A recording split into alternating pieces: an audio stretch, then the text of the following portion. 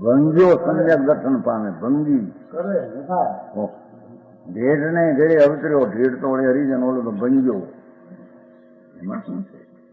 આત્મા છે ને. હા, રત્નચંદ્રાચાર્યમાં કહ્યું છે કે દેવ છે. ભંગી પણ આત્મદર્શન ને શ્રદ્ધા જ્ઞાન ને અનુભવે છે. એ દેવ છે, દેવ છે. સમર્થ ભદ્રાચાર એમ કે છે. અહીંયા અવતારની વાત ક્યાં આપે? જેમ અગ્નિ રાખે ભારેલી હોય રાખથી, એમ એનું ચૈતન અગ્નિ જળહળ જ્યોતિ અંદર દ્રષ્ટિમાં છે. અને બહારથી કાળા શરીર, મેલા શરીર, નીચ ગોત્ર, હલકા અથવા એવું શરીર કાંઈ મળે એમ. બહારનું શું કામ છે? શરીર તો કાળો મેં હોય ને.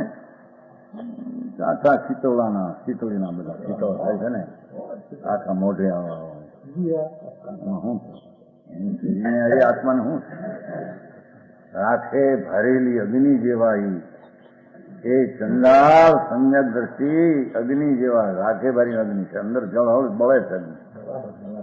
હા, બહારમાં પૂન ઓછા, શરીર કાળા, શરીર મેલા, એવું બધું બોલવાય. અહીં તો આત્માની કિંમત છે ભાઈ, બરાબર, નાતની સમ્યક દ્રષ્ટિ ચંડાળ શાંતિ. સમજાણું કરાય? બહારના સંબંધ અને સંયોગ સાથે તત્વની દ્રષ્ટિને અનુભવને ક્યાં સંબંધ છે? આત્મનર્કનો નારકી જો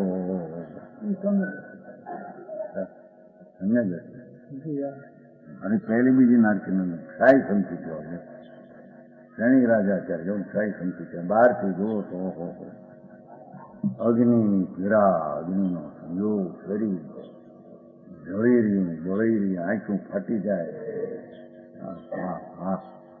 અંદર છાય સંકિતની દશા છે. પહેલી નરકમાં શ્રેણીક રાજા અંતર સ્વરૂપને અનુભવીને પકડ્યું છે આત્માને.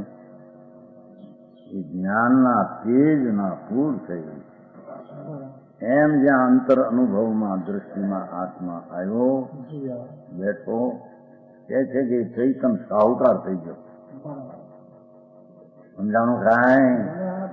નહીતર તો ચોર છે.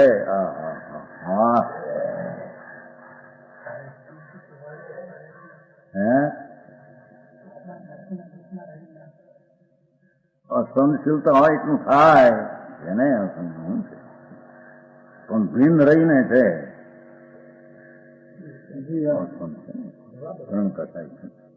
પણ ભીન રહીને એ ભાવ છે. હો, હા,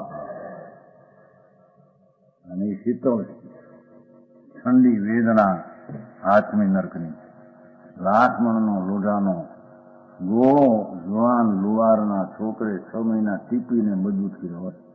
ત્યાં મૂકે તો જેમ ઘીના અગ્નિના ખોટાળવા પર ઘીનો લોચો મૂકે ને ઓગળી જાય, એમ એ ઓગળી જાય. એવી શીત ભાઈ એ બધું છે. હો, એને આસ્થામાં બેસતો કોણ જાણે આંખું એવી નીચી નાખી છે. આવી સ્થિતિમાં ભાઈ તું અનંત વાર ગયો છો. એ દુઃખ તારા વેઠ્યા ગયા. સમજાય છે? એવી વેદનાના પણ રાગ દઈને અંદર અનુભવ કરી સમ્યક દર્શન કરે છે. બરાબર, તો સમજાણો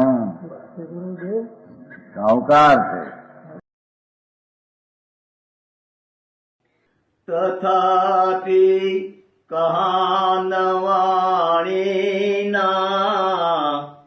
અંકાયે મૂલ્યના કદી. તથાપિ માતવાણીના અંકાયે મૂલ્યના કદી. પરમ કૃપાળુ પૂજ્ય સદગુરુ દેવનો જય હો. રસામૂર્તિ પૂજ્ય ભગવતી માતનો જય હો. જીનવાણી માતનો જય હો. પરમિત્રાગ દિગંબર જૈન ધર્મનો